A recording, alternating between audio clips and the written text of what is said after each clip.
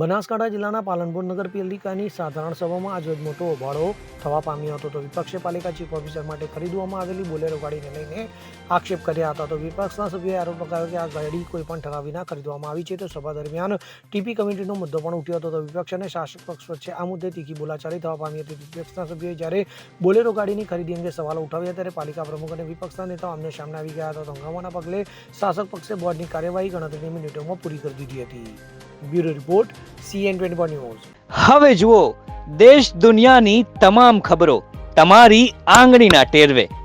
ઉઠાવો મોબાઈલ અને Google Play Store પરથી ડાઉનલોડ કરો અમારી CN24 ન્યૂઝ મોબાઈલ એપ.